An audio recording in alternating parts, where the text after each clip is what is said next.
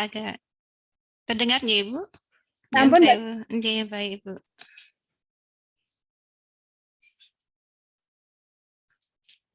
Baik, bismillahirrahmanirrahim. Assalamualaikum warahmatullahi wabarakatuh. Salam Amin. sejahtera untuk kita semua dan salam sehat selalu tentunya untuk ibu-ibu yang sudah rawuh, baik dari Dharma Wanita Persatuan Fakultas Geografi Universitas Gadjah Mada maupun seluruh hadirin yang berbahagia. Kami ucapkan terima kasih dan selamat siang telah berkenan hadir dan bergabung melalui jaringan Zoom Meeting dalam acara webinar Dharma Wanita yang diselenggarakan oleh Dharma Wanita Persatuan Fakultas Geografi Universitas Gadjah Mada pada hari ini, Sabtu 16 Juli 2022. Acara webinar pada hari ini akan mengangkat tema tentang jiwa ibu sehat demi kebahagiaan keluarga. Dan telah hadir narasumber webinar pada siang hari ini, Sugeng Rawuh kepada Ibu Dr. Warih Andan Puspitasari, MSc SPKJ. Matur nuwun.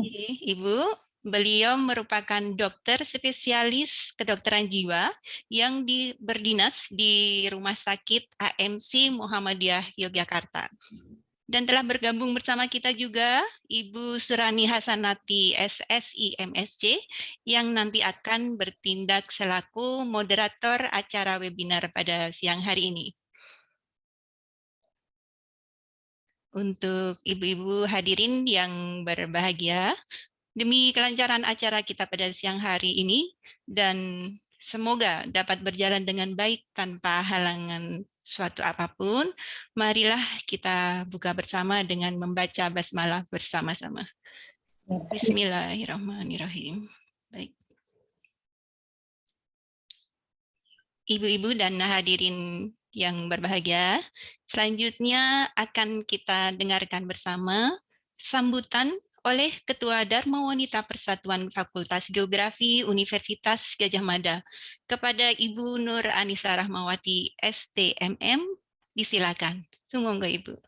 Oke, matur nuwun sangat. Assalamualaikum warahmatullahi wabarakatuh. Waalaikumsalam warahmatullahi wabarakatuh. Alhamdulillahirabbil alamin wassalatu wassalamu ala asrofil anbiya'i wal mursalin wa ala alihi wa ashabi ajmain. Bismillahirrahmanirrahim. Yang saya hormati Dr. Warih Andan MSc SKJ, yang saya sayangi ibu-ibu pengurus dan anggota Dharma Wanita Persatuan Geografi Universitas Gadjah Mada, yang saya hormati para tamu undangan sekalian. Alhamdulillah, puji syukur kita haturkan kehadirat Allah Subhanahu wa Ta'ala atas kasih sayangnya kita masih berkumpul di hari ini untuk belajar bersama-sama. Kami haturkan sugeng rawuh dan terima kasih yang sebesar-besarnya kepada Bu Dr. Warih atas kesediaannya membagikan ilmu, waktu, dan energi kepada kami semua di sini. Semoga Allah mencatat sebagai tambahan amal baik Dr. Warih dan mendapatkan balasan yang sebaik-baiknya. Amin. Rasa terima kasih juga kami haturkan kepada ibu-ibu pengurus Dharma Wanita Geografi, khususnya bidang pendidikan, di bawah koordinator Ibu Ana, matur nuwun Ibu. Di dalam tim ada Ibu Lia Jati, ada Ibu Risti Kamal, ada Bu Alia Fajarwati, Ibu Diani Dedi yang sudah kompak sekali untuk menyelenggarakan acara yang insya Allah manfaat untuk kita semua di hari ini. Ucapan terima kasih yang sebesar-besarnya juga kepada Ibu Moderator dan juga Ibu MC, Ibu Surani Hasanati SSI MSc, dan Ibu Dian Kartikarini SSI yang telah membuat acara ini menjadi lancar dan semarak. Dan pastinya rasa terima kasih saya kepada ibu-ibu sekalian yang sudah kersa rawuh pada siang hari ini. Matur nuwun sangat, senang sekali kita bisa berkumpul di antara keluarga besar Dharma Wanita Persatuan Geografi. Semoga ke depan acara dan program kita akan semakin mendekatkan kita sebagai satu keluarga dan juga meraih tujuan bersama. Selamat datang Ugi kepada ibu-ibu yang mungkin dari luar Dharma Wanita Geografi. yang mendapatkan undangan untuk hari ini. Senang sekali kita bisa melebarkan silaturahim hingga keluar geografi, dan semoga acara siang ini bisa memberikan manfaat untuk kita semua. Ibu-ibu sekalian, tema yang diangkat tentang kesehatan jiwa. Mengingat seorang ibu memiliki peran yang sentral terhadap suatu keluarga, jadi di saat yang sama kita juga menyeimbangkan peran di tempat kerja mungkin, lingkungan sekitar, komunitas maupun masyarakat pada umumnya. Peran seorang wanita, dan oleh karenanya kesehatan jiwa, kematangan mental seorang ibu menjadi suatu hal yang sangat penting untuk kita bersama. Ada pepatah women empowering each other, ya, women support women. Semoga slogan ini bukan sekedar slogan semata, tapi juga bisa kita bersama-sama wujudkan dengan bekal ilmu dari ahlinya, yaitu Bu Dr. Warih. Oleh karenanya, mari kita manfaatkan beberapa waktu ke depan untuk bisa menimba ilmu sebanyak-banyaknya dari Dr. Warih sebagai bekal untuk kita semua untuk bertumbuh lebih baik lagi sebagai pribadi, ibu, istri, maupun anggota masyarakat. Demikian dari saya, terima kasih atas perhatiannya, mohon maaf atas segala khilaf. Matur nuwun wabillahi taufik wal hidayah, wassalamualaikum warahmatullahi wabarakatuh. Waalaikumsalam warahmatullahi wabarakatuh. Terima kasih kepada Ibu Nur Anissa atas sambutan yang diberikan. Selanjutnya kita akan masuk ke acara inti pada kegiatan pada siang hari ini, yaitu webinar dengan tema tentang Jiwa Ibu Sehat Demi Kebahagiaan Keluarga dengan narasumber Ibu Dr. Warih Andan Puspitosari, MSc, SPKJ. Dan bertindak selaku moderator kita pada siang hari ini, yaitu Ibu Surani Hasanati, SSI, MSc. Beliau merupakan dosen dari program studi pembangunan wilayah Fakultas Geografi Universitas Gadjah Mada. Dan saat ini beliau juga baru menempuh program doktoral di Fakultas Geografi.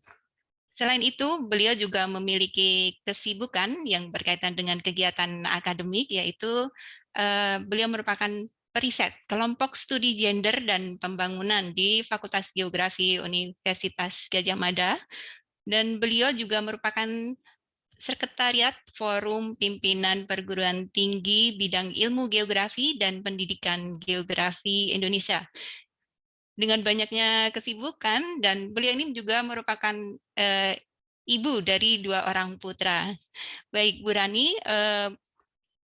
pada kesempatan siang hari ini, waktu dan kesempatan kami persilahkan untuk dapat memandu acara dan terlebih dahulu dapat memperkenalkan narasumber kita pada siang hari. Semoga Mbak Rani.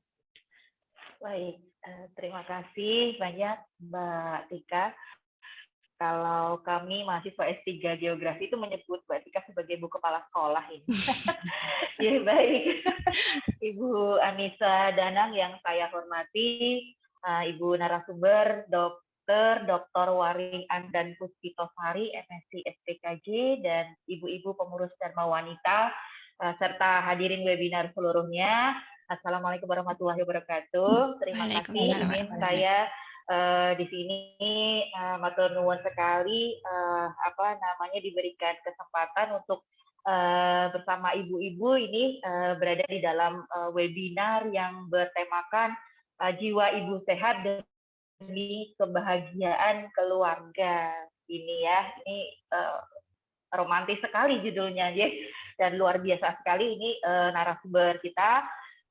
Beliau adalah dokter spesialis kesehatan jiwa. Nah, ini kalau saya disodori panitia sangat banyak sekali CV-nya begitu ya. Jadi tidak habis kiranya kalau saya bacakan, mungkin sekedar sekilas bahwa beliau ternyata asli Surakarta, dia ibu lahir di Surakarta. Dan banyak sekali track record-nya, mulai dari staf ahli, kemudian kegiatan pengabdian masyarakat, dan juga bahkan jabatan-jabatan sampai sekarang itu meliputi kepala bagian psikiatri SKIK UNY, terus kemudian juga psikiater konsultan pada Yogyakarta Family Center, dan masih banyak lagi. Beliau sangat istilahnya bagaimana ya, pakar dari spesialis kesehatan jiwa ini.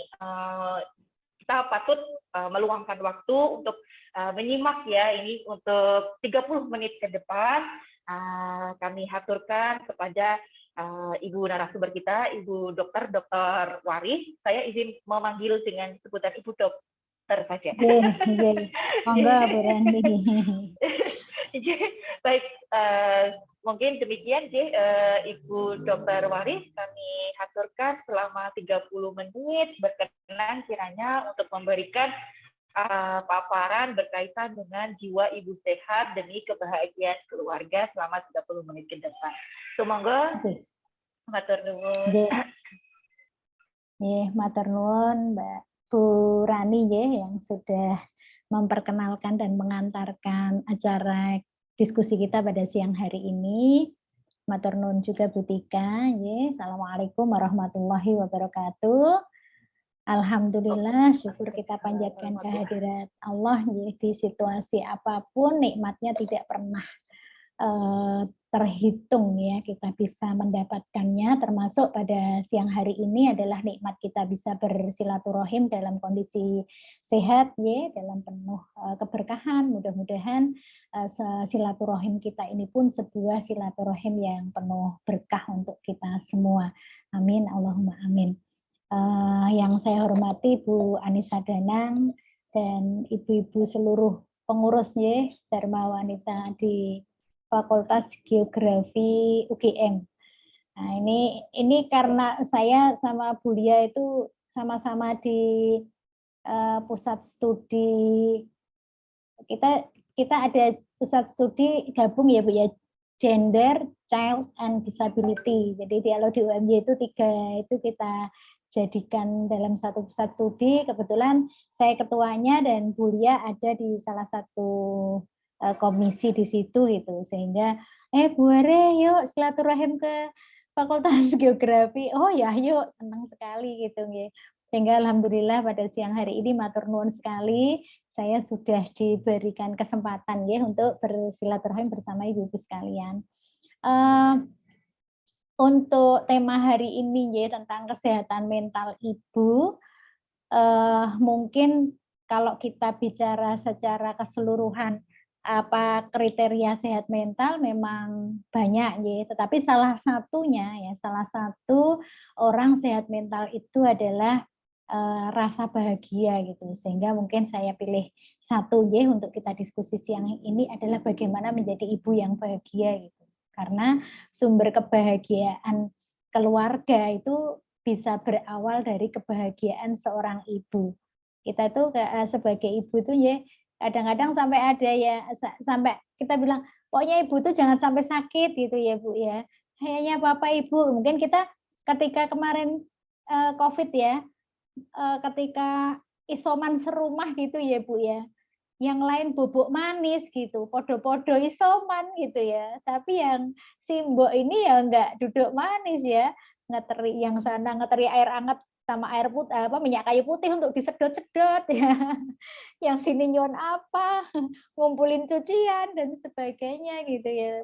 Sama-sama isoman gitu. Nah, itu sehingga guyonannya itu ibu tuh jangan sampai sakit gitu nggih, karena kayaknya peran ya memang itu peran utama kita ya di keluarga, sehingga tentu saja ini menjadi menunjukkan pada kita bahwa kita itu penting banget gitu ya perannya di dalam keluarga kita gitu, bukan sekedar menjalankan ya, rutinitas gitu, tetapi menjadi center dari segalanya, dan salah satunya adalah dalam hal masalah kesehatan mental atau kebahagiaan ini.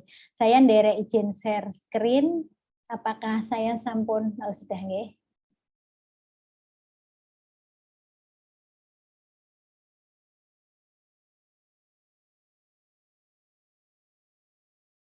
Bisa sampun screen-nya sudah kelihatan Ibu-ibu? Ampun, Dok. Ampun Ibu.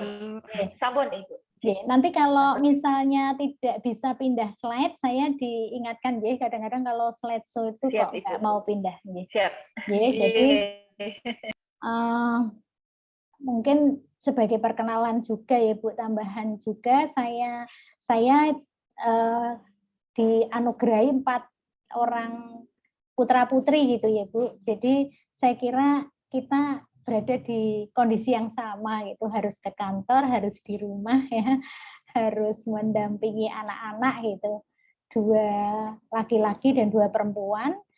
Nah, kalau sekarang alhamdulillah Ibu udah besar-besar ini, sudah dulu waktu mereka masih kecil-kecil itu nggak bisa gemuk gitu ya Bu ya, sampai mbak saya tuh bilang wis to tunggunen wae gitu, nek serang ngedot ra ganti pampers kowe mesti iso lemu gitu dan terbukti gitu nggih. Jadi yang nomor 1 sekarang alhamdulillah udah lulus dokter, yang nomor 2 sudah lulus juga sekarang di OJK di Jakarta, yang nomor 3 masih kuliah di Fakultas Kedokteran UMY, dan yang keempat nih baru masuk SMA. Ya. Dengan segala, kalau dulu saya itu ibunya anak TK, SD, SMP, SMA gitu. Terus satu kuliah, tetap aja ibunya anak SD.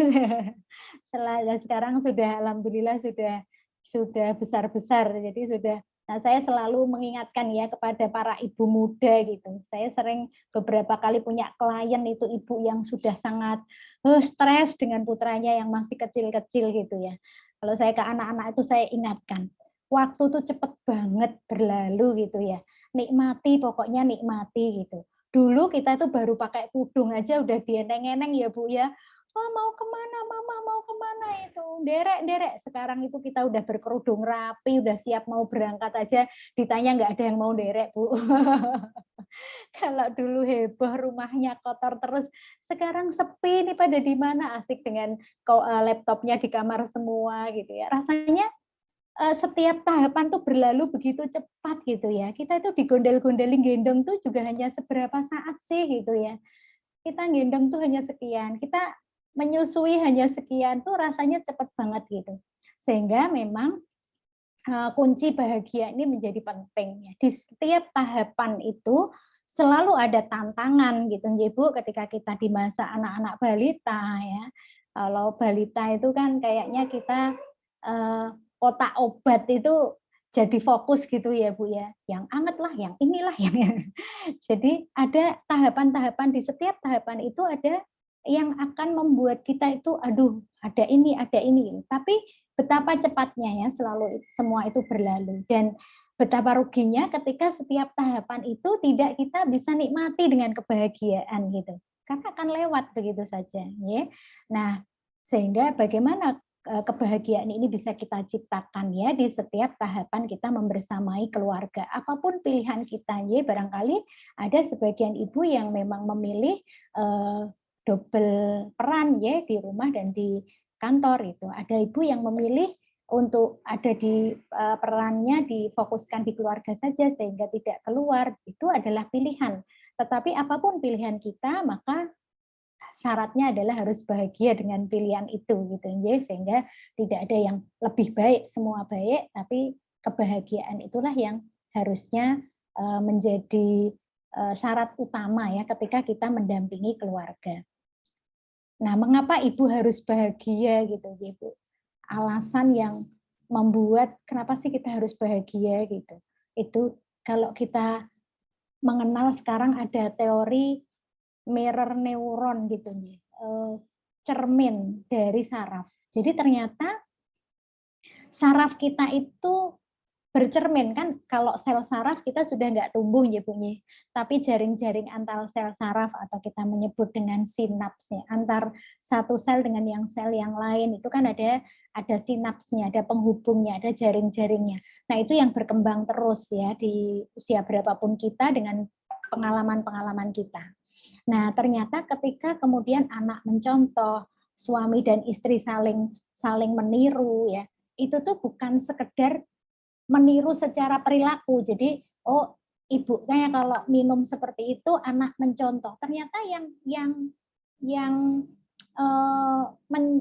ngeplek gitu ya, yang mempola, ya, yang modeling itu termasuk sel sinaps sarafnya itu gitu.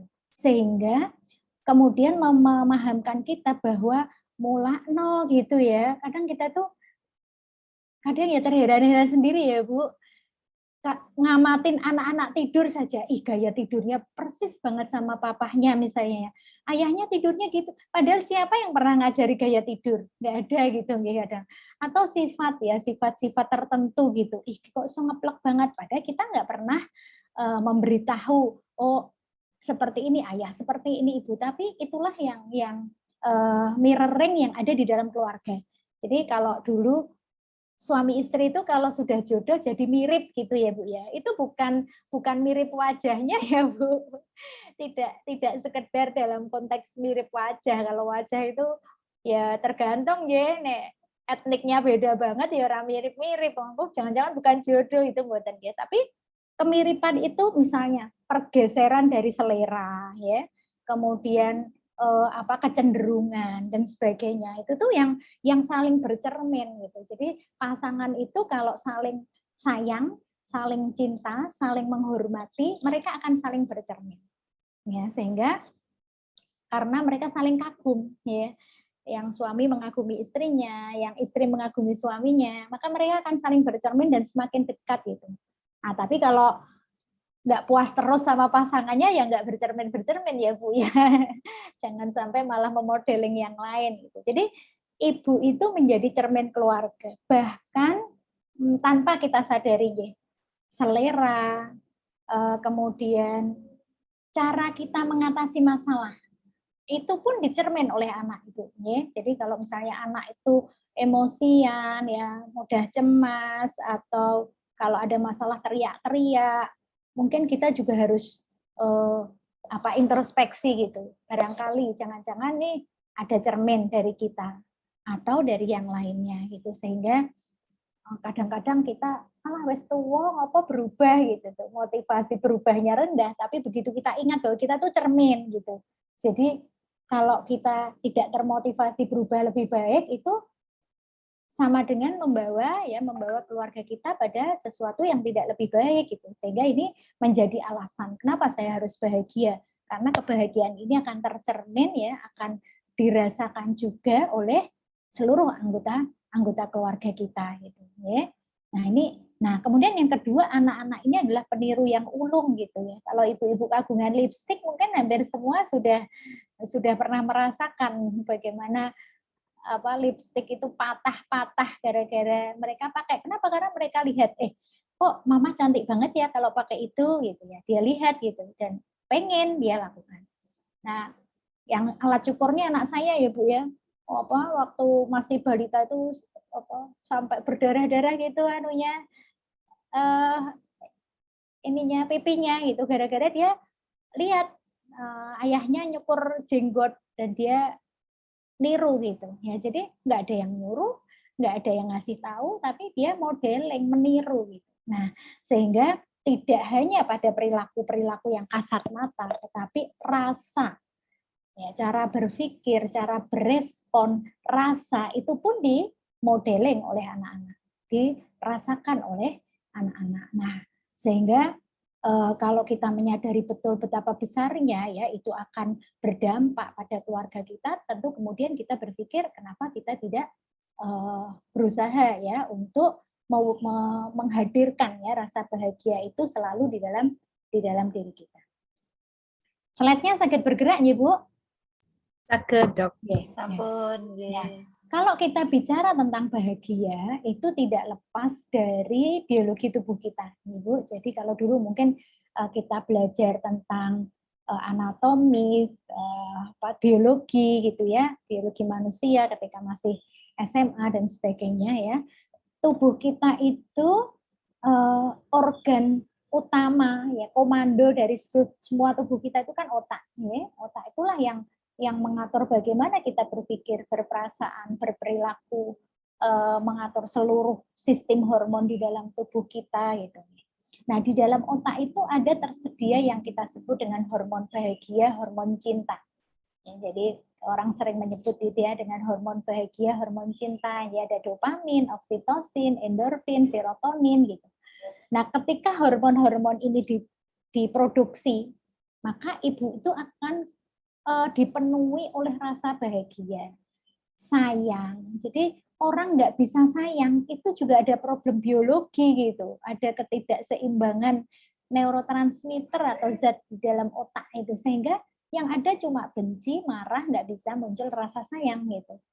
Nggak bisa bahagia, sedih ya. Orang kalau lagi depresi itu mereka keluhannya nggak bisa seneng dok gitu. Kadang lihat orang seneng tuh malah jengkel gitu. Makanya suaminya kadang lagi mana dok, saya ketawa aja dia marah gitu ya. Karena aku tuh sedih kok orang lain ketawa gitu ya. Jadi ketika ibu bahagia, ya, maka dia akan mengeluarkan hormon-hormon ini di dalam tubuhnya, yang ini akan terrefleksi sebagai sikap cinta, kasih sayang, dan itu adalah kebutuhan utama untuk anak-anak kita. Ya. Tidak ada satupun orang tua yang tidak sayang pada anaknya. Tetapi kenyataannya banyak anak yang berpersepsi orang tuanya tidak sayang. Nah ini jadi masalah kesehatan jiwa tertentu, Bu. Ya, sehingga dia akan bilang orang tuaku nggak sayang, ya dia merasa tidak disayangi, dan biasanya menyebabkan problem ya pada anak-anak yang merasa tidak disayangi oleh keluarga. Padahal ibu ayah pasti akan bilang, mana ada orang tua nggak sayang pada anak. Nah sehingga harus terfleksi, harus muncul, harus kelihatan senyum kita sebagai seorang ibu, ya aura kasih sayang kita sebagai seorang ibu itu harus muncul. Harus bisa dilihat, dirasakan, dan dipersepsi secara baik oleh anak-anak. Nah ini menguatkan ya alasan kenapa kita sebagai seorang ibu itu ya harus bahagia gitu ya.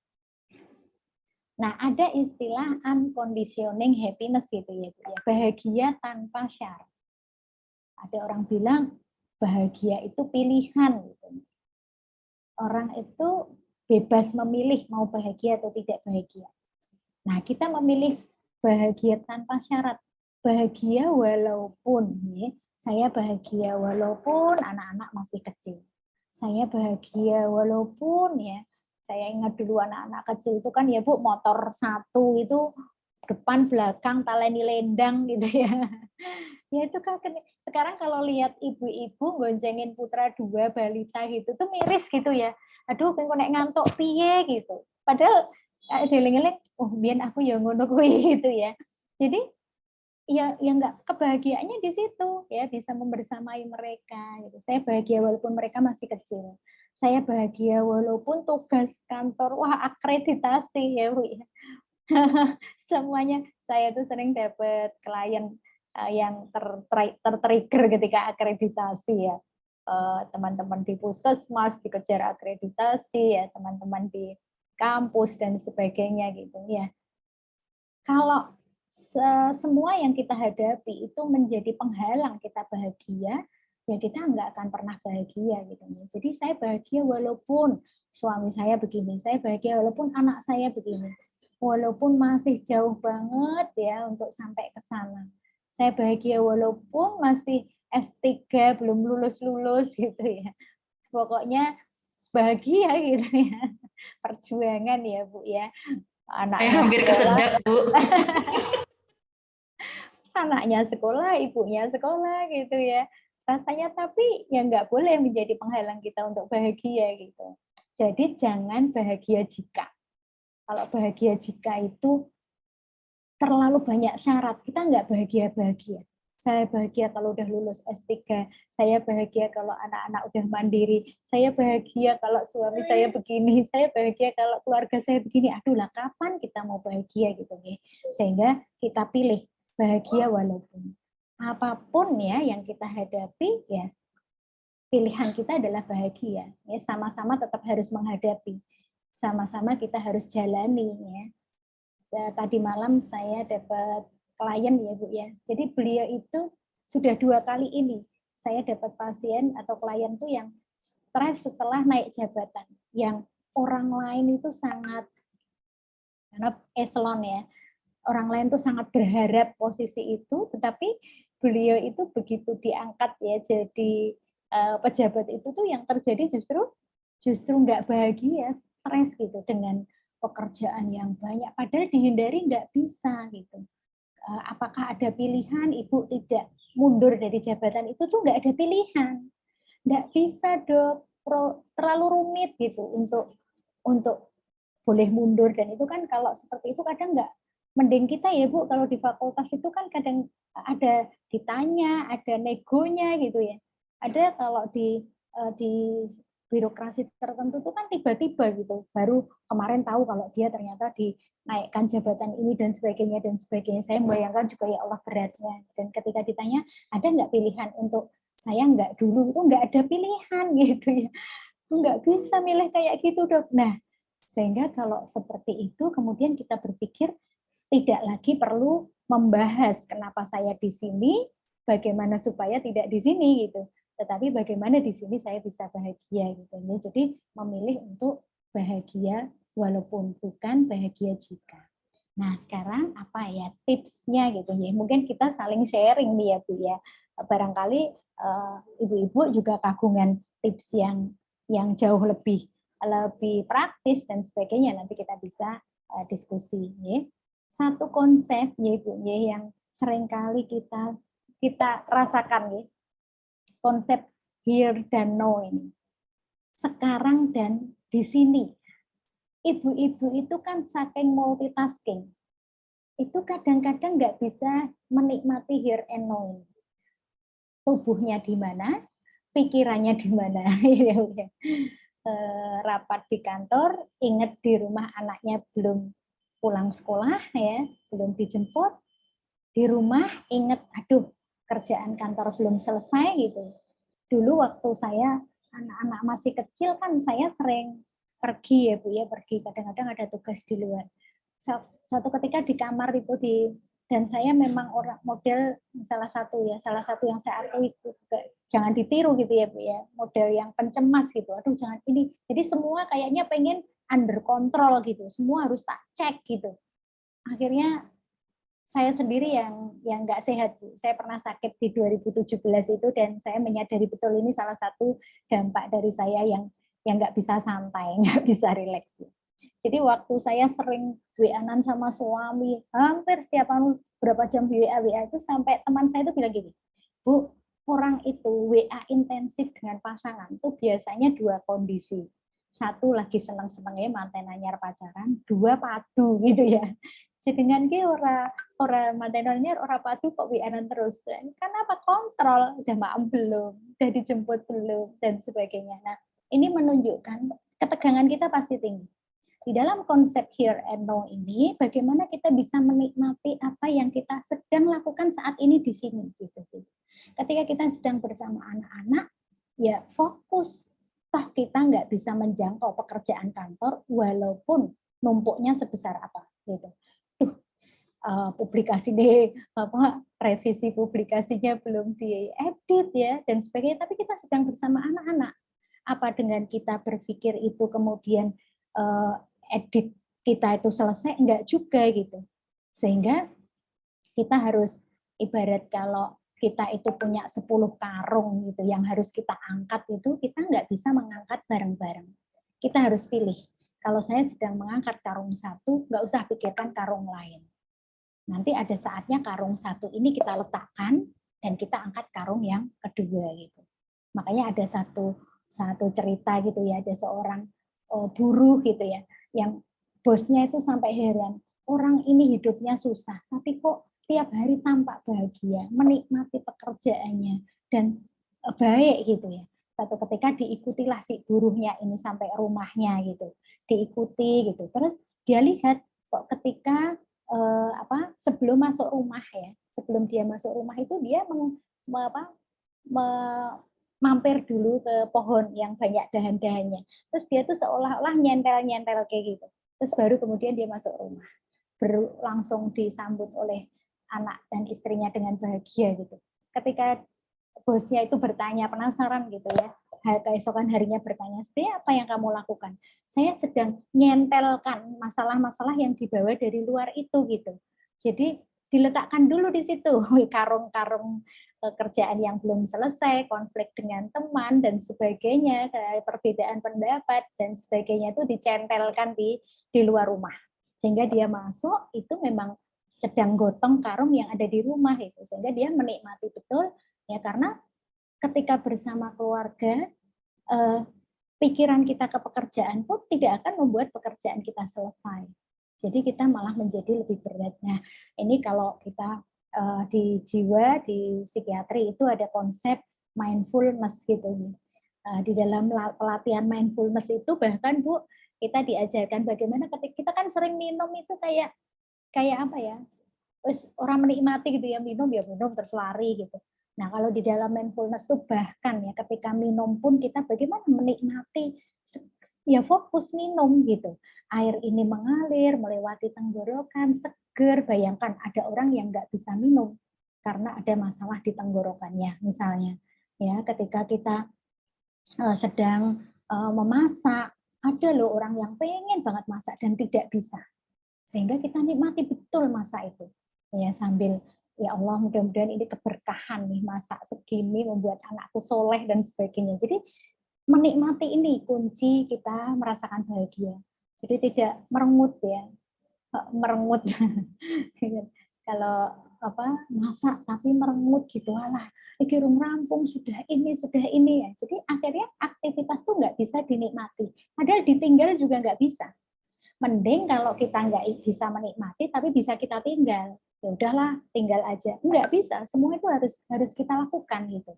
Nah, kenapa tidak kita lakukan dan kita menikmatinya gitu. Ya, kerewelan anak-anak ya, problem-problem itu ya nggak bisa kita tinggal, nggak bisa kita hilangkan. Sehingga proses menikmati setiap tahapan ini adalah kunci. Ya. Kunci bagaimana kita tetap menjaga ya kebahagiaan itu hadir di dalam diri kita, menjaga keseimbangan hormon-hormon bahagia itu diproduksi secara baik oleh tubuh kita. Ya. Nah, tentu ini nomor satu yang selalu kita kuatkan di dalam diri kita ketika landasan spiritual ini menjadi inti bagi kita semua. Kenapa banyak sekali referensi-referensi ya di dalam kesehatan jiwa yang menyebutkan, menyimpulkan gitu ya, kenapa kok spiritual itu penting? Karena akan menjadi muara atau terminal saat kita berada di situasi apapun. Ya, ada tempat kita balik bersandar ketika kita berada dalam kesulitan, ada tempat kita berharap ketika kita sudah mentok ya. Kita mentok ini nggak bisa, aku harus ini, aduh gimana, dari mana? Kita ada yang bisa kita harap, ada tempat kita meminta, ya, kepasrahan, kesyukuran, penerimaan. Ya, kita tidak pernah bisa membandingkan antara keluarga kita dengan keluarga yang lain. Kita menerima apa adanya keluarga kita. Anaknya si A, anaknya si B, mungkin menurut orang lain standar umum lebih baik, tapi yang terbaik untuk kita adalah anak-anak kita. Kita adalah ibu terbaik untuk anak-anak kita, dan anak-anak kita adalah anak-anak yang terbaik untuk kita. Pasangan kita adalah pasangan yang terbaik untuk kita. Dan kita adalah pasangan terbaik untuk suami kita. Jadi penerimaan ini menjadi kunci bahagia, sehingga tidak membandingkan kita dengan orang lain, situasi kita dengan situasi orang lain. Kita akan sulit bahagia ketika kita tidak berada dalam fase penerimaan dan kesyukuran ini. Mungkin anak kita sedang rewel, mungkin suami kita sedang ada masalah, mungkin kita sendiri sedang banyak problem. Tetapi itulah yang memang harus kita jalani. Tidak bisa kita menukarnya, dan kita selalu punya tempat ini bahwa ini pasti yang terbaik. Pasti ada jalan keluar. Ada tempat aku meminta. Nah, ini yang membuat kebahagiaan itu tetap bisa terbit di dalam diri kita walaupun situasi yang sangat berat itu sedang kita hadapi. Nah, kemudian bagi kita tips berikutnya adalah bagaimana kita memprioritaskan keluarga. Jadi kita tahu bahwa kita itu punya tugas yang banyak gitu, sehingga tentu tidak bisa dalam satu waktu kita menyelesaikan semuanya.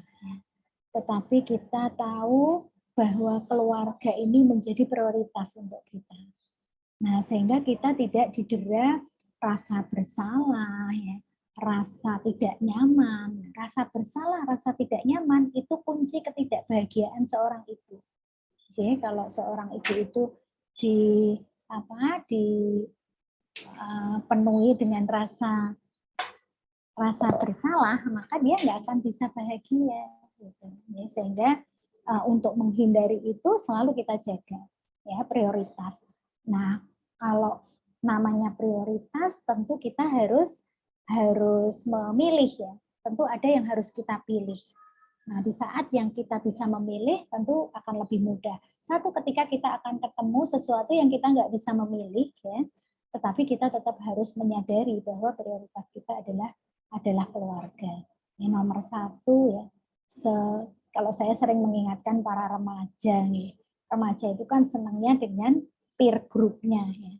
Sehingga kadang-kadang justru keluarga itu ditinggalkan, ya, dia lebih mencintai peer group-nya. Nah, saya selalu mengingatkan, sesayang apapun ya orang lain, ya, sedekat apapun dengan orang lain, tidak pernah bisa digantikan bahwa keluarga itu adalah yang paling menyayangi.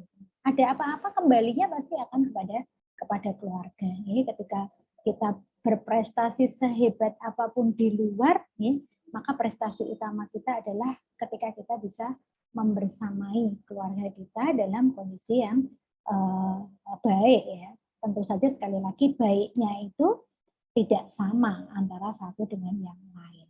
Ya. Kemudian upaya untuk membangun kebersamaan.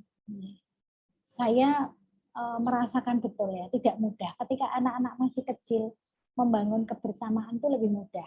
Karena lebih mudah kita mengaturnya itu. Tapi begitu mereka sudah besar, dengan kepentingannya masing-masing, maka tidak mudah untuk membangun kebersamaan. Tetapi memahamkan dan kemudian bersama-sama mensepakati tentang kebersamaan ini adalah sesuatu yang harus kita wujudkan di dalam keluarga. Ya. Kita merasakan sekali, ya, betapa nyamannya, ya, betapa bahagianya ketika kita bisa bersama-sama, ya, bersama-sama dalam satu keluarga itu dalam situasi yang tadi membangun kebahagiaan, ya, tentu kebersamaan dalam konteks ini adalah kebersamaan di dalam kebahagiaan. Perlu kita siasati kesepakatan waktu-waktu, ya, waktu-waktu tertentu kita bisa bersama. Monggo tentu kita punya mengenali, ya, anggota keluarga kita masing-masing. Misalnya kita pengen makan bareng, makan bersama, itu sebagai upaya. Kebersamaan tentu artinya luas, ya, ada banyak hal. Tetapi misalnya paling tidak, ya, secara fisik ketemu, itu misalnya makan bersama. Kita mau memilih waktu yang mana? Kalau siang, sore jelas semuanya pada punya kepentingan. Mungkin kita lebih memilih apakah makan pagi, atau apakah kita makan malam. Ya, kita sepakati walaupun aku udah terlanjur makan di luar, nggak apa-apa, duduk aja di meja makan. Karena ini kesepakatan untuk kita bersama-sama. Ya, jadi ada kemudian kita membuat grup WA biasanya, Ibu, ya, di keluarga itu ada grup WA. Nah, ada kesepakatan bagaimana kita membangun kebersamaan. Misalnya ada satu kakak yang sedang, mungkin kita bisa memberi contoh gitu, ya, ketika kita ada satu kepentingan tuh kita sampaikan di situ untuk minta didoakan, misalnya. Doakan ya, Mama mau maju ini, misalnya. Doakan ya, Papa begini, dan kita bikin aturan. Kadang-kadang anak-anak ini suruh nyaut grup itu aja nggak mudah gitu, ya. Saya bikin aturan. Pokoknya kalau ada yang posting di grup keluarga itu grup prioritas. Kalau perlu nadanya dibedakan. Selalu harus dibuka. Kalau ada yang posting, wajib menanggapi. Entah dengan emot, entah dengan nggih, entah dengan oke, ya. Tetapi menunjukkan bahwa kalian itu sudah bersama kami. Ya, jadi ketika ada salah satu yang posting di WA, maka wajib untuk ini akan bisa membangun kebersamaan. Apalagi kalau nanti anak-anak besar dan sudah berjauhan, ya, sehingga kita bisa sekedar misalnya, oh ini aku sedang dinas di sini, aku sedang praktek di sini, itu saja sudah membuat kita semua merasa, oh ngerti ya bagaimana aktivitas dia. Terus kita juga merasa, oh dia membutuhkan kita. Kan saling membutuhkan ini juga sebagai bentuk dari kebersamaan. Dan ini menjadi sumber kebahagiaan. Ketika kita tidak ada di dalam kebersamaan. Ya. Kalau di dalam banyak penelitian, loneliness ya, kesepian, itu sering melanda. Sering melanda para orang tua yang anak-anaknya sudah beranjak besar. Nah, kita dimudahkan oleh teknologi ibu-ibu untuk ini bisa kita jaga ya. Sebenarnya yang risiko loneliness itu bukan hanya ibu ayahnya, anaknya juga ya. Anak-anak juga saya sering mendampingi klien gitu, merasa sepi, jauh dari orang tua ya. Nah, ini tentu saja harus kita jaga supaya kebersamaan ini kita bisa wujudkan di dalam keluarga sebagai sumber kebahagiaan ya.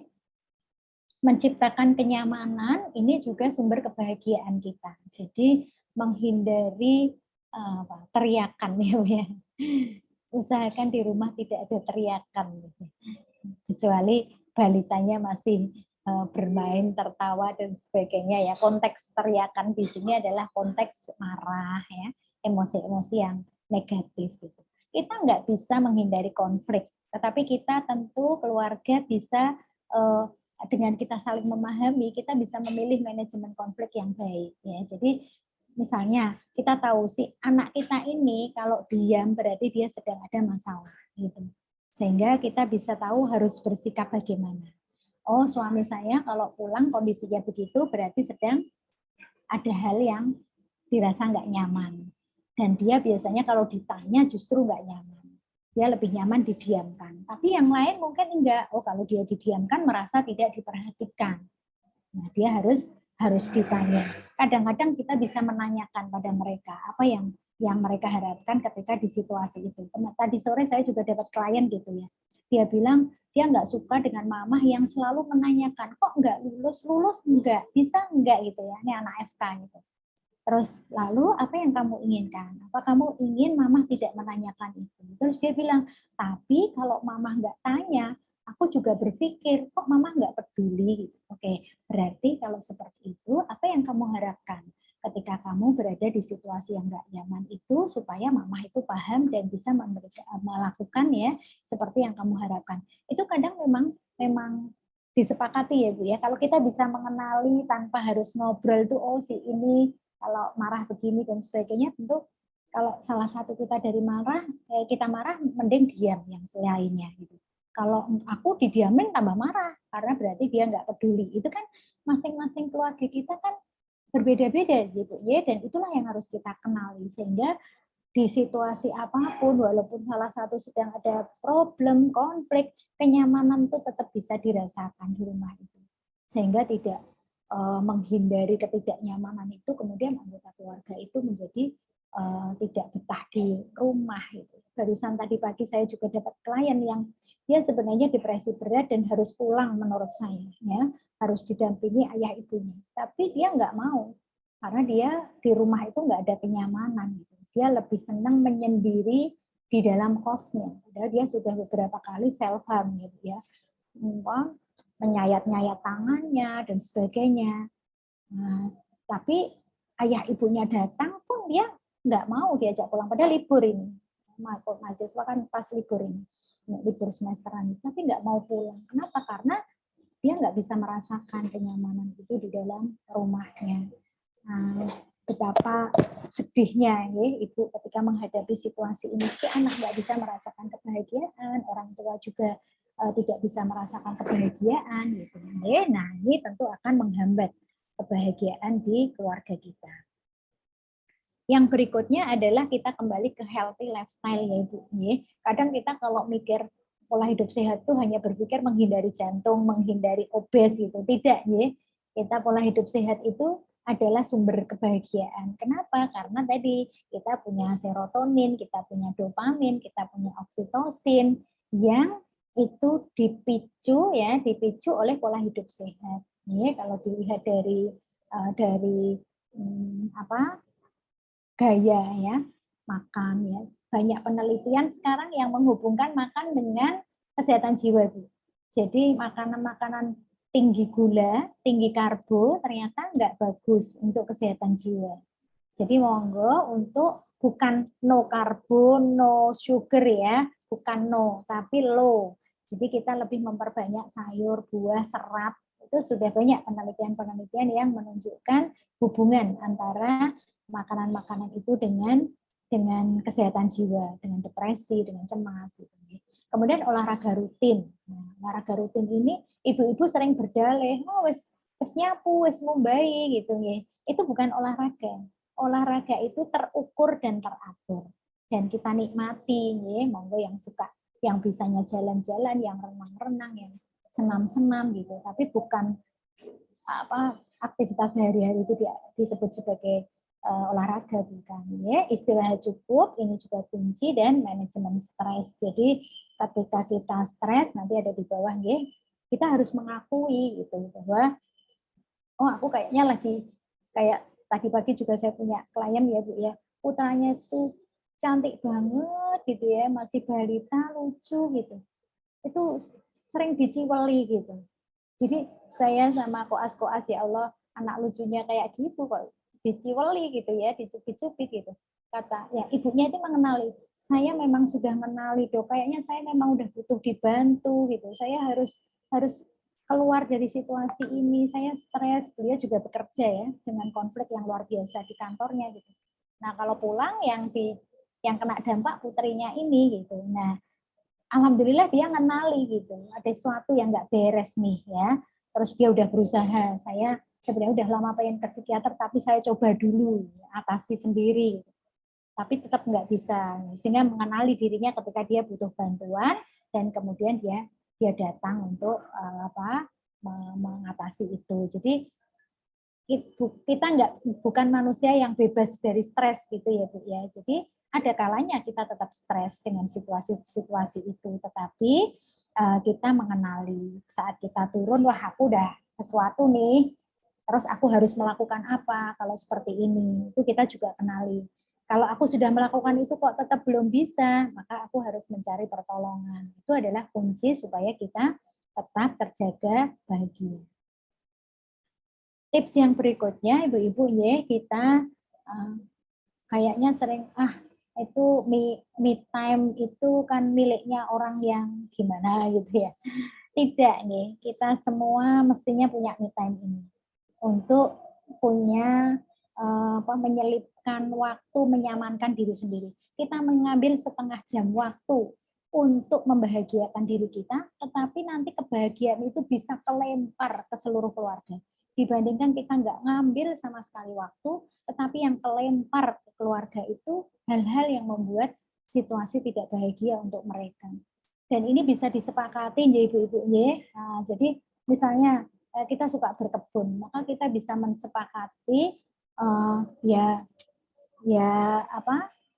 kalau pas mama berkebun tuh ya nggak ada yang mengganggu gitu ibaratnya ya, karena ini me time gitu. Ketika kalau orang ada yang senang berkebun, ada yang senang memasak, ada yang senang menyulam, dan itu saling dikenali di keluarga. Jadi saling menghormati. Saya nggak suka itu, tetapi suami saya suka itu. Ya kita harus menghormati me time-nya. Kita suka ini, ya maka kita sampaikan gitu kepada keluarga bahwa saya butuh ini. Ya. Kadang-kadang kita kalau putranya masih kecil-kecil kita bisa berbagi gitu Bu. Ada kalanya ayah pegang anak-anak sebentar aja ya setengah jam gitu. Kita melakukan sesuatu, nanti gantian gitu. Sehingga ini bisa nanti kalau anak-anak udah besar, kita juga bisa sepakat dengan mereka, me time-nya mereka itu, sehingga tidak di saat mereka sedang me time-nya ya kualitas mengembalikan men-charge ya energinya, tapi kita ribut, ayo belajar, ayo maem, ayo sholat gitu ya. Mereka akan terganggu. Jadi masing-masing akan saling paham dan saling mendukung ya untuk ternyata me time ini kunci ya supaya kita mengembalikan, ibarat HP baterai sudah habis kita butuh charge. Nah, charge-nya ini harus kita cari, saya apa. Nah, tips berikutnya adalah bagaimana koneksi dengan pasangan ya. komunikasi, bagi peran, saling dukung ya. Komunikasi mendekat, hindari saling apa ya? Kalau kita tuh kan ngenali ya, saya ngomong ini itu pasti pasangan saya nggak suka. Nah, kalau begitu ya nggak usah kita sampaikan, apalagi diulang-ulang gitu ya. Sudah tahu pasangan kita nggak seneng, tapi kita ulang-ulang terus gitu. Itu namanya komunikasi menjauh. Tapi kita tahu suami saya senang ini, tapi kita nggak pernah melakukan. Nah, otomatis ya kita nggak melakukan komunikasi mendekat gitu. Jadi bagaimana kita bisa berkomunikasi? Kadang kita kalau aku begini, kamu suka nggak sih gitu? Itu juga kadang-kadang, apalagi kalau untuk pasangan-pasangan baru ya yang masih banyak adaptasinya, yang kita yang sudah kawak-kawak ya, pasangan kawak saja itu selalu harus begitu. Oh ternyata banyak hal baru yang kemudian kita, oh ada hal lagi toh yang baru kenal dari pasanganku dan sebagainya ya, sehingga kita tidak ada yang sempurna, kita dipasangkan tidak untuk menjadi sempurna, tapi kita dipasangkan untuk saling melengkapi, dan yang jadi pasangan kita itulah yang terbaik untuk kita. Mungkin tidak terbaik untuk orang lain memang, tapi untuk kita itulah adalah yang terbaik. Jika masih ada yang belum klop gitu ya, belum koneksinya belum baik, maka pasti akan ada cara untuk menyatukan koneksi ini, dan ini adalah sumber kebahagiaan. Nah, kemudian ini juga tata prioritas. Tadi prioritas dalam kegiatan ya, kantor, keluarga. Kalau ini prioritas mungkin kita di rumah pun ya Bu, atau di kantor juga ya. Tidak semua itu bisa kita selesaikan sendiri. Saya punya klien dokter.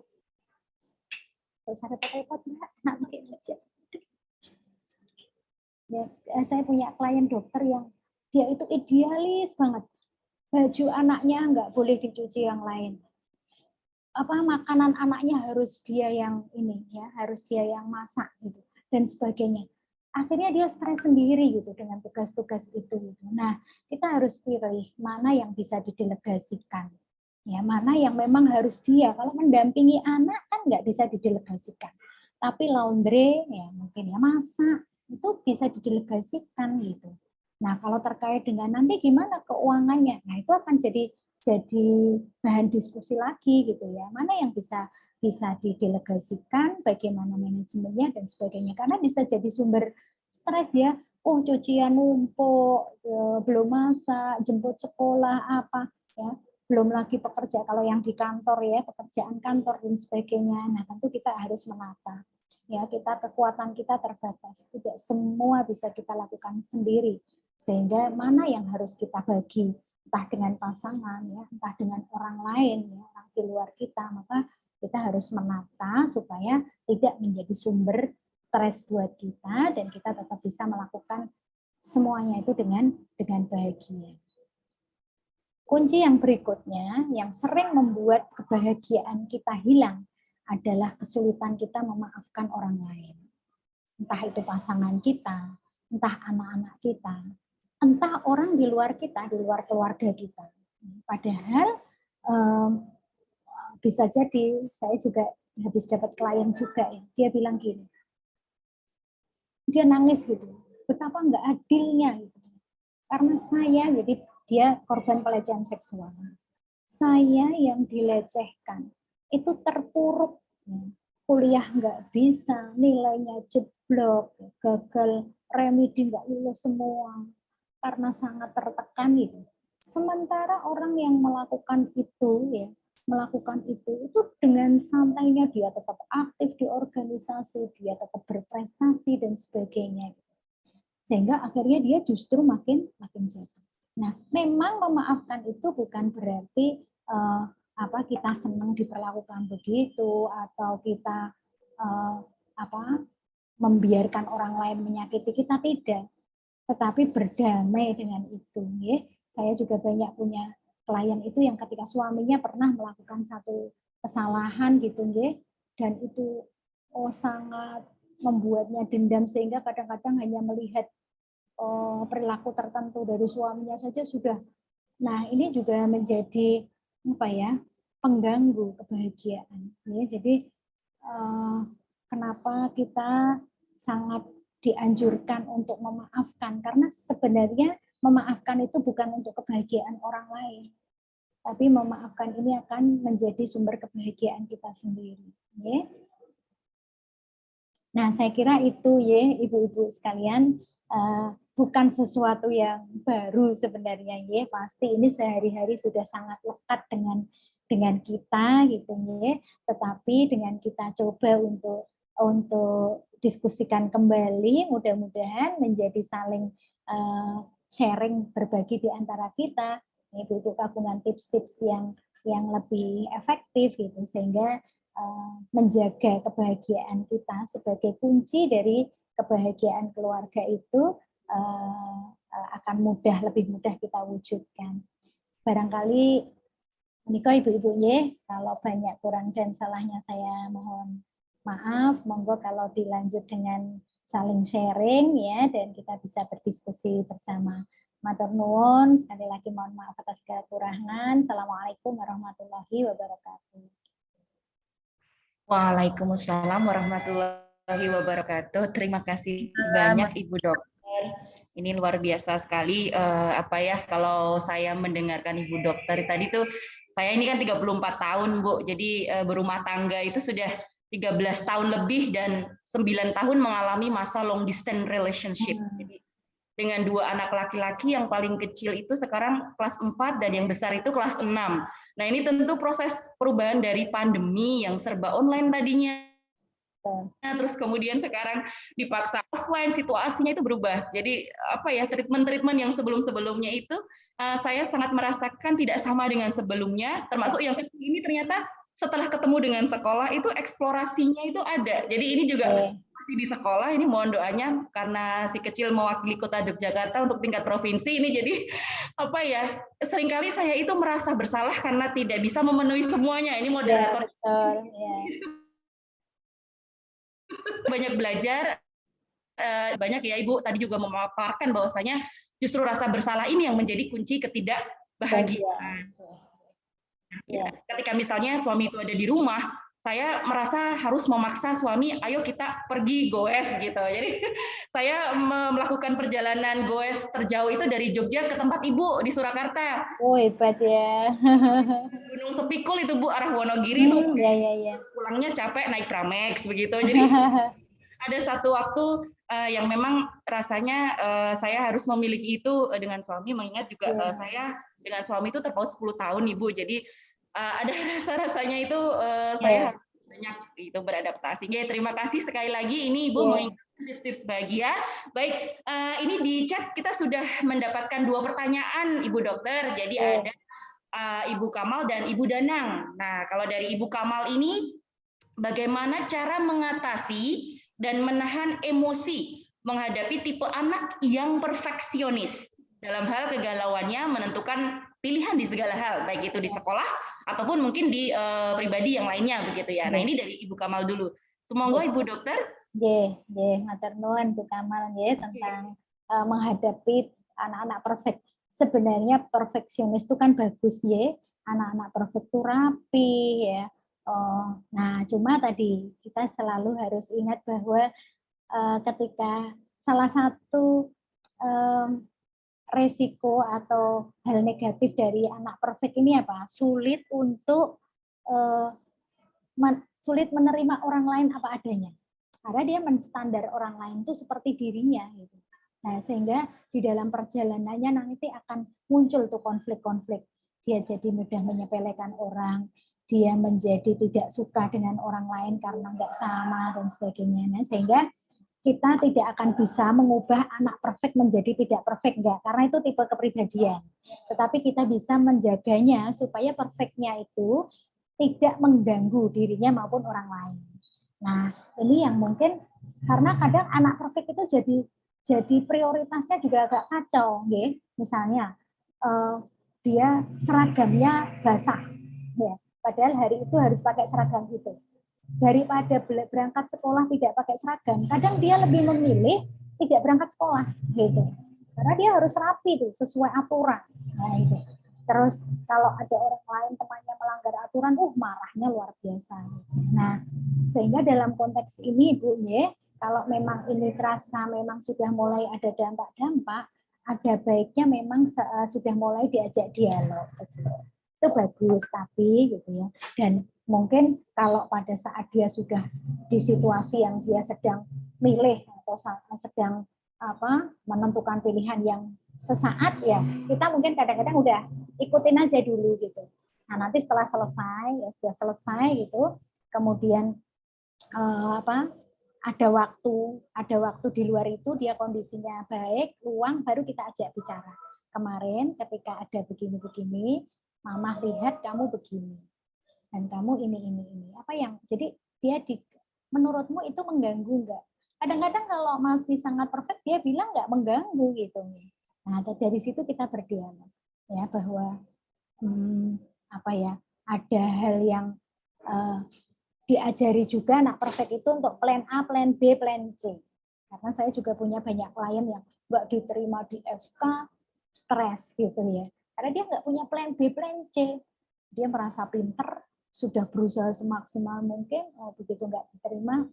Jadi mungkin diajak dialog, diajak ketika kamu begitu, hasilnya begini loh, menurutmu gimana? Besok lagi bisa nggak begini? Boleh nggak kalau mama begini? Itu kita jadi. Kalau memang ini sudah sangat mengganggu dan kita tidak bisa intervensi, ya mungkin ada baiknya kita bisa bertemu dengan profesional, mungkin ke psikolog dan sebagainya gitu. Ya.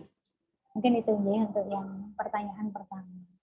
Kemudian ini yang kedua, matur nuwun Bu Dokter, yang kedua dari Ibu Danang. Anak laki-laki saya sekarang kelas 5 SD. Saya merasa sekarang sudah tidak terlalu nyaman untuk dipeluk. Kalau dulu nyaman. Nah, ini bagaimana cara mendekati kembali secara fisik? Jadi pendekatan ke anak itu sesuai dengan tahapan usia, ya Bu. Kalau balita itu memang full lebay, ibu tuh harus lebay, banyak memuji, banyak mencium, banyak memeluk gitu. Tapi kalau dia sudah beranjak dewasa, ya kadang-kadang jangankan dipeluk, dicium ya, diantar ke sekolah aja harus dari jauh gitu, malu dia diantar gitu ya. Jadi kita juga harus tahu kebutuhannya gitu. Nah di saat sudah bukan di tahapan yang harus banyak kita sentuh, ya, maka kita harus membuat pendekatan dengan strategi yang lain. Ya, misalnya hal sederhana ya, misalnya kita mau mendekatkan diri pada anak, kita kan tahu makanan kesukaannya, ya, hal-hal yang disukai gitu. Kadang sederhana gitu. Dia pulang sudah kita sedia, Mas, itu loh, Mama udah sediain ini. Itu pola-pola pendekatan yang bisa kita sesuaikan gitu. Atau misalnya dia paling suka kalau misalnya pagi-pagi itu dibangunkan dengan susu hangat misalnya ya. Jadi tidak dibangunin sambil dipeluk-peluk juga kadang kalau udah gede nggak mau gitu, risih gitu ya. Nah, tapi kita bisa misalnya bangun, kita tahu dia senang tuh bangun tidur minum susu hangat, kita bangunin saya, Mas nih susu hangatnya udah Mama sediakan. Jadi kita sesuaikan ya Bu, ya. Pendekatan tuh cara pendekatan banyak sekali ya, dari hal-hal yang tentu sehari-hari kitalah yang paling mengenali apa yang dia suka, apa yang dia tidak suka. Pendekatan secara fisik itu tidak harus ya, tidak harus kita harus lakukan ketika dia sudah di usia-usia yang besar. Tapi tetap standar ya, bilang salim dan sebagainya itu pasti tetap standar. Tapi dipeluk-peluk sudah nggak mau, berarti kita harus pikirkan bagaimana strategi pendekatan yang lain untuk anak-anak kita. Menunjukkan bahwa kita itu memperhatikan. Ya. Oh, Mama tuh tahu aku kesukaan. Oh, Mama tuh ngerti banget waktu-waktu prioritasku. Oh, Mama itu ngerti banget. Itu sudah menjadi bagian dari bahwa Mama itu the best lah gitu ya, paling ngerti aku dan sebagainya. Mungkin itu ya Bu ya. Baik, terima kasih Dokter. Ini Bu Danang nggih. Mas Kamal nggih atau Mas siapa? Saya lupa. Mas Akmal, Mbak. Mas Kamal, ngapunten gini ada Pak Kamal. Mas Akmal nggih. Baik, kemudian ini ada chat yang ketiga dari Ibu Diani Rahman, Bu Dokter. Ini anak saya usia 16 tahun sering mengeluh bersedih. Wah, berarti ini sudah menginjak remaja nggih. Tidak punya teman padahal sebetulnya dia punya. Hanya memang dia maunya saat dia butuh teman, temannya itu harus ada gitu. Nah, bagaimana sebaiknya sikap Ibu seperti itu? Ini bagaimana, Bu? Ya. Jadi memang ada anak-anak tertentu tuh yang keterampilan sosialnya mungkin tidak sama dengan anak yang lain gitu. Jadi bukan tipe orang yang mudah mendapatkan teman misalnya, bukan tipe yang mudah untuk membina hubungan gitu. Kadang-kadang ketika dia masih kecil, kita bisa mengenali bahwa anak kita itu termasuk yang tidak mudah untuk membina hubungan sendiri. Mungkin kita bisa menolongnya, Ibu. Misalnya, oh dia tuh sama teman sekolah dekat sama si A. Kita kadang beli sesuatu 2, ini diparing ke si anu ya temanmu itu. Atau kadang-kadang kita janjian sama ibunya, Bu, besok si itu jangan dijemput, biar saya yang jemput bareng saya. Jadi kadang memang ada anak-anak tertentu yang harus diajari gitu ya Bu ya. Jadi sehingga dia tidak merasa tidak punya teman. Saya punya mahasiswa itu juga gitu. Sudah 1 tahun di Jogja, dia merasa nggak punya teman. Kelompok tutorialmu ada berapa orang? 15 orang. Siapa di antara 15 orang itu yang kamu merasa paling dekat? Nggak ada. Saya juga, ya Allah, 15 orang loh, nggak ada gitu ya. Tapi mungkin itu memang tipenya gitu ya. Sampai kemudian ya kalau saya, karena saya menangani mahasiswa ya saya pasangkan gitu ya. Sekarang di antara 15 itu coba kamu pilih. Yang paling kamu merasa nek dijak ngomong itu paling cocok. Oh si ini, ya udah saya hubungi si itu. Tolong ya ini didampingi gitu. Jadi memang kadang-kadang itu karena keterampilannya gitu, sehingga mungkin kita juga bisa mengajaknya dialog, membantunya. Sebenarnya apa yang kamu butuhkan?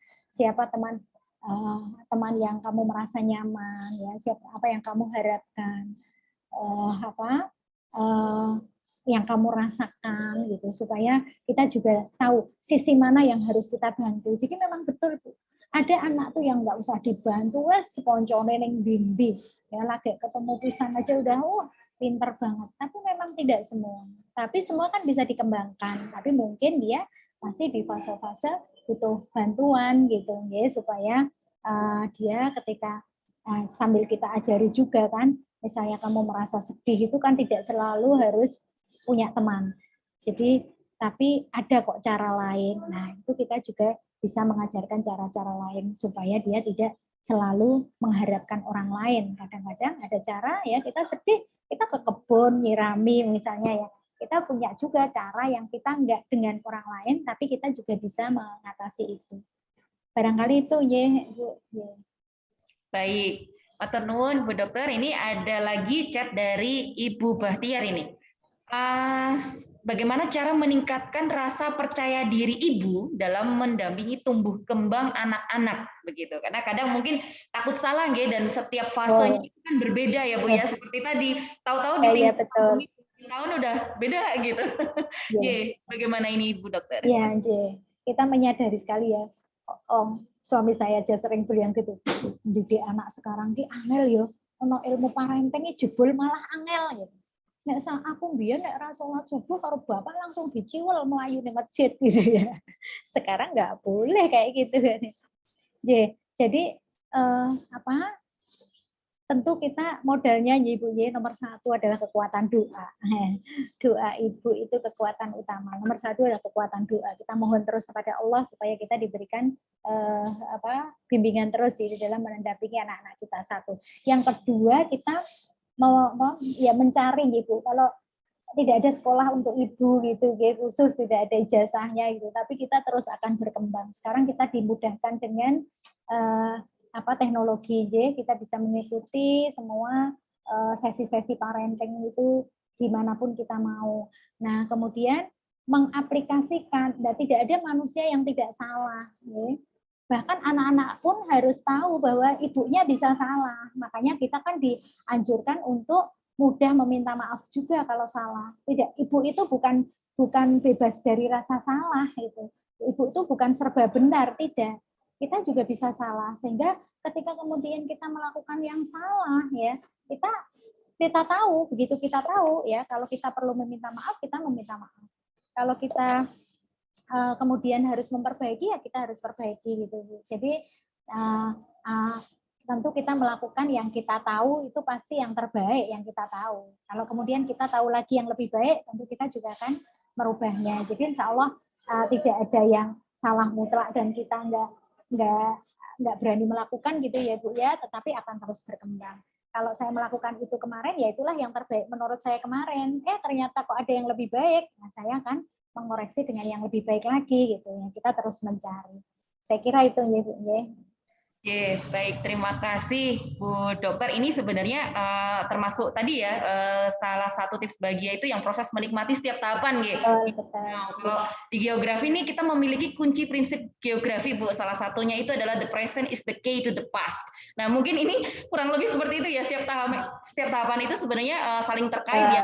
Lalu saat ini dan masa mendatang, dan kita memang harus mau tidak mau enjoy begitu ya Bu ya. Baik, terima kasih. Mungkin ini pertanyaan lagi ini dari Ibu Ana Suprayogi. Ibu selamat ya ini nyuwun sewu. Saya punya anak remaja, kalau diajak keluar makan bersama itu justru lebih senang dengan temannya. Bagaimana cara mengembalikan atau mungkin istilahnya memprioritaskan bahwasanya keluarga itu lebih utama. Itu bagaimana Ibu? Iya Bu, setuju banget. Saya juga anak saya remaja-remaja ya. Kadang-kadang sedih juga kita mau cari jadwal makan bareng, buka bersama sekeluarga aja susahnya ya, karena yang satu udah di sana.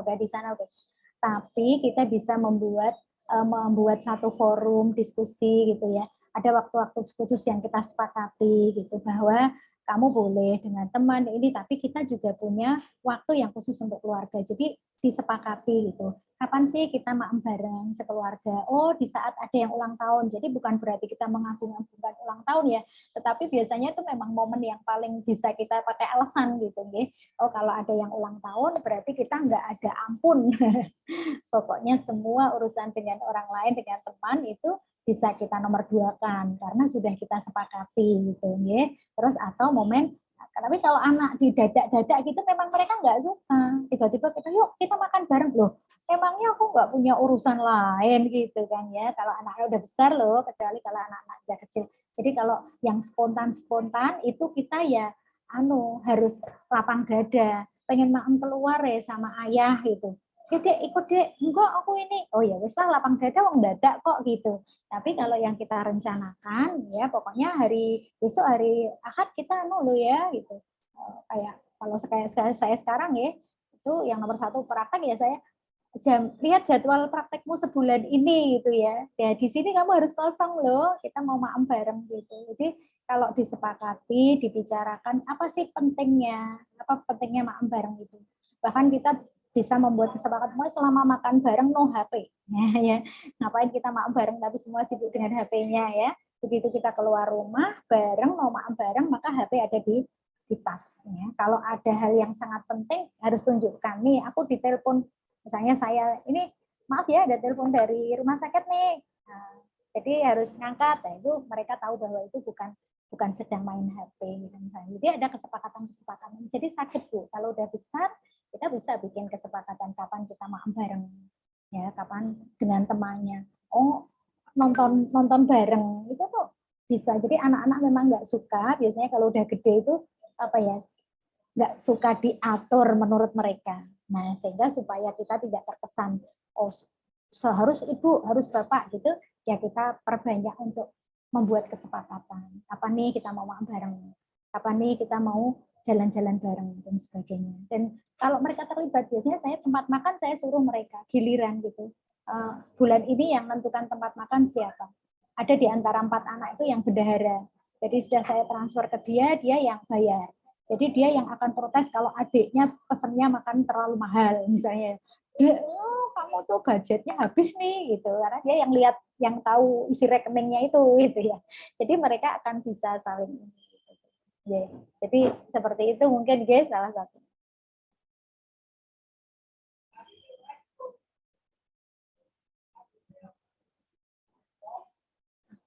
Non sewu ya Bu, saya terlanjur janji dengan IDI kalau jam 2 bisa rapat, jadi saya nyuwun nanti sampai jam 2. Baik. Mungkin satu pertanyaan terakhir saja ini dari dari Bu siapa Bu Ipung ye, Mbak Ipung ye. Mohon izin boleh ya Dok satu pertanyaan terakhir ini. Mbak Ipung ini, putri saya kelas 5 SD, bagaimana persiapan untuk menghadapi masa prabalih, Ya. terutama untuk perkembangan mental dan emosionalnya. Nggih, matur nuwun dokter. Ini juga penting ya, jadi mengajak mereka untuk bicara ya, bicara tentang persiapan mereka. Alhamdulillah sekarang pelajaran biologi apa itu udah maju ya, sehingga mereka tahu apa itu haid dan sebagainya ya. Tidak kayak zaman dulu kita ya, haid nggak ngerti harus gimana dan sebagainya, sekarang sudah ini. Nah, tapi kita tadi kuncinya adalah mendampingi, banyak mengajak bicara sebenarnya. Kalau anak-anak itu udah besar gitu ya, banyak mengajak bicara. Misalnya dia kelas 5 SD, sering kita buka diskusi tentang bagaimana teman ya, pertemanannya di sekolah ya, kemudian apa yang dia rasakan. Kan bentar lagi kelas 6, kadang mereka itu menjelang kelas 6 itu ada rasa cemas ya. Aduh, aku mau nanti. Kadang kalau mereka nggak ditanya, mereka diam, kita nggak tahu. Tapi kalau kita tanya, ya, itu nanti gimana ya? Anak saya itu pernah dulu, ketika kelas 3 SD, menjelang kelas 3 SD itu dia, kan kita sering cerita, terus dia bilang gini, aku takut kelas 3 SD mah, gitu. Kenapa? Kan dia kan sekolahnya di IP. Soalnya kalau kelas 1, kelas 2, dia tuh punya bolo 3 orang tuh cowok-cowok. Aduh, lari gitu. Nah, sudah mulai nih Bu Guru Ustadzahnya kan bilang kalau udah kelas 3 sudah nggak lagi mainan sama cowok-cowok gitu. Itu disampaikan gitu. Nah, terus dia bilang, aku takut ini kelas 3, nanti gimana gitu. Terus apa yang ditakutkan? Katanya udah nggak boleh lagi nanti pegang-pegangan sama teman-teman cowok dan sebagainya. Nah, ini kan gurunya menyampaikan, tapi kan global, ya. Per anak itu bisa menangkap dengan yang berbeda. Nah, tapi kalau kita kan kita yang mengenali anak kita. Akhirnya kita diskusi di situ, ya, bahwa itu begini, kenapa nggak boleh begini. Terus takutnya apa? Nanti aku jadi nggak bisa main, tetap bisa nak. Yang nggak boleh kan ini, yang ini boleh gitu.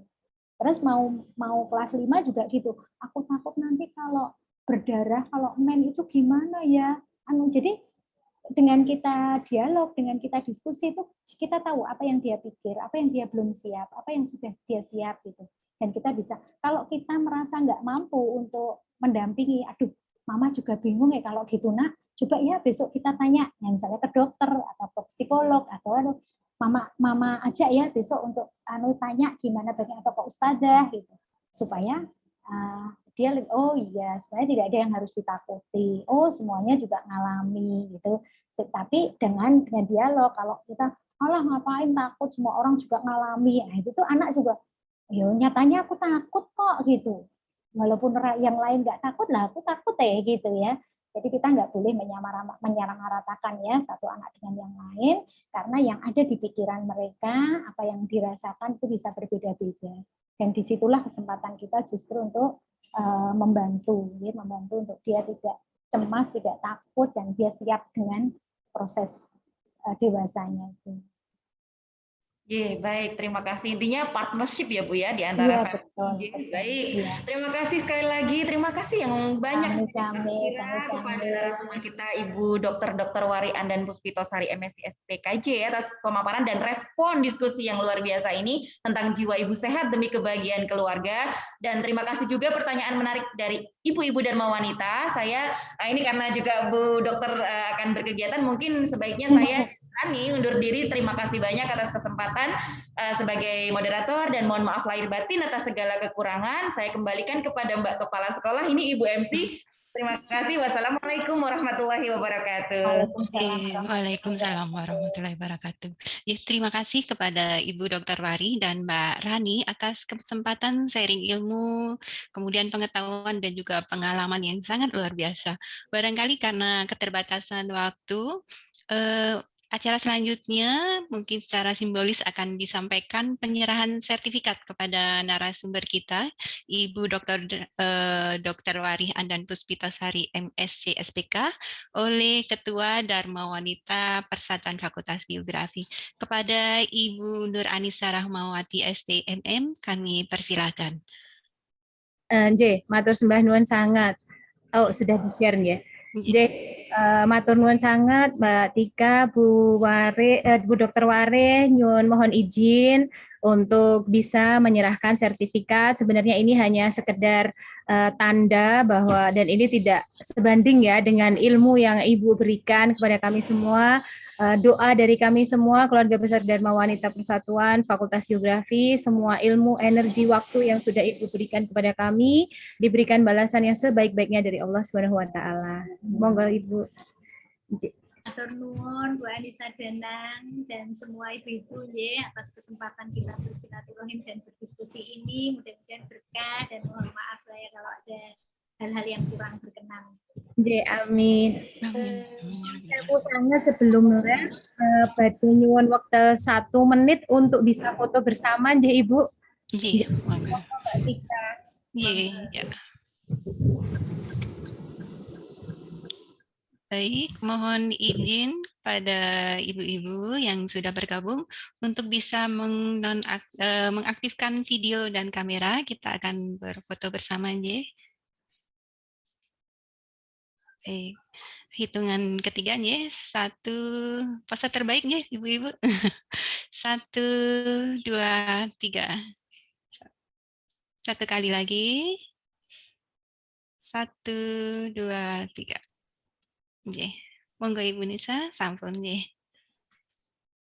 Matur sembah nuwun sangat Mbak Tika, Bu Dokter, monggo menawi Pamit semuanya. Nuwun, Bu Dokter.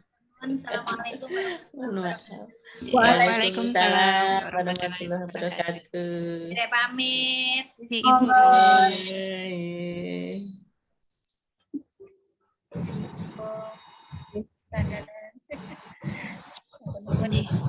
Mohon izin Ibu untuk selanjutnya kami persilahkan ke Ibu Mbak Diani nggih untuk terkait dengan pengumuman door prize untuk peserta webinar pada siang hari ini. Bentar kami persilakan Mbak Diani. Sebentar saya share screen.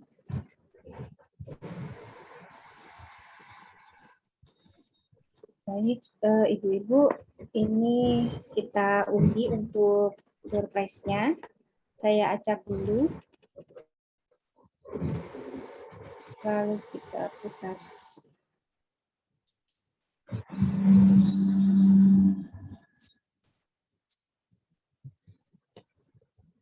Yang pertama Ibu Anissa. Selanjutnya kita putar lagi. Ada 8 ya ibu-ibu ya?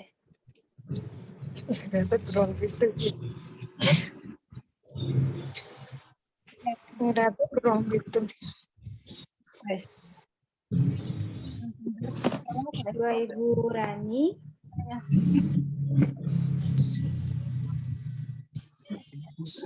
Neng jadi salah satu. Aku rasa nggak suara apa Mbak?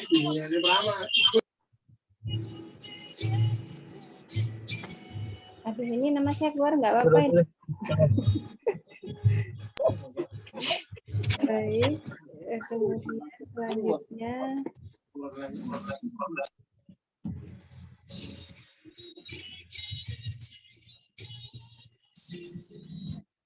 Yusri Supatmiati.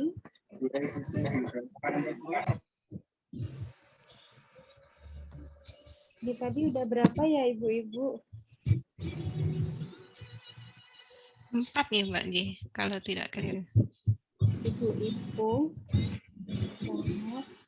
Dan saya Mbak Dian ini tadi tuh nge-switch dari laptop ke handphone jadi bingung sendiri. Oke, sebentar. Saya jadi tadi nggak ngeh. Ini masih 11 berarti baru 5 nggih. Nggih, 5 ini Mbak. Oke, baik.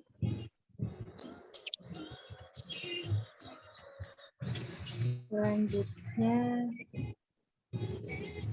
Ibu Arum.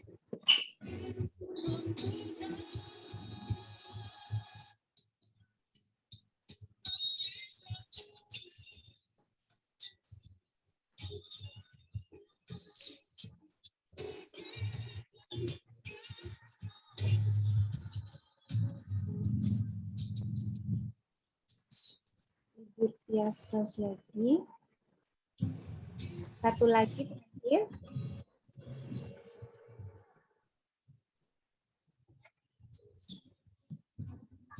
Ibu Tika. Oke, selamat ibu-ibu yang mendapatkan door prize. Kalau tidak salah door prize-nya diambil di tempat Mbak Citra, nggih, Bu? Nggih, laras, Mbak. Nggih. Baik, terima kasih. Monggo dilanjutkan Ibu Mbak Tika. Matur nuwun Mbak Diani, alhamdulillah saya dapat door prize Bu. Bu bilih dari Bu Nisa, wonten pengumuman yang akan disampaikan sebelum acara kita tutup pada siang hari ini. Nggih, matur nuwun ibu-ibu dan Mbak Tika sebagai derek pengumuman bahwa sepertinya untuk yang pertemuan hari ini itu menjadi pertemuan terakhir kita secara online ya, karena kalau melihat situasi sekarang di Dharma Wanita Pusat juga sudah luring. Jadi kemungkinan 2 bulan lagi menikah akan diadakan pertemuan Dharma Wanita secara luring juga. Nah, untuk nanti detailnya, acaranya dan seterusnya nanti akan kita umumkan di WhatsApp grup mekaten kemawon kadosipun Mbak Tika. Matur nuwun. Nggih, matur nuwun Bu Nisa. Nggih, alhamdulillahirabbil alamin, matur nuwun sangat. Demikian tadi telah kita ikuti webinar dengan tema yang sangat luar biasa dan sangat dekat sekali dengan keseharian kita baik sebagai ibu pekerja maupun ibu rumah tangga, dan semoga bisa memberikan tambahan bekal bagi kita dalam membangun keluarga yang bahagia seutuhnya. Selagi-lagi kami mengucapkan terima kasih kepada ibu-ibu yang sudah rawuh dan meluangkan waktu untuk mengikuti webinar dari awal sampai akhir. Saya Tika selaku pembawa acara pada siang hari ini. Mohon maaf apabila ada hal-hal yang kurang berkenan. Dan semoga kita segera bertemu kembali pada kesempatan baik lainnya. Demikian dari saya. Wabillahi taufiq wal hidayah. Wassalamualaikum warahmatullahi wabarakatuh. Salam sehat kagem ibu-ibu. Waalaikumsalam. Ibu-ibu matur sembah nuwun sangat. Matur nuwun Mbak Tika, matur nuwun Sudana. Terima kasih Bu.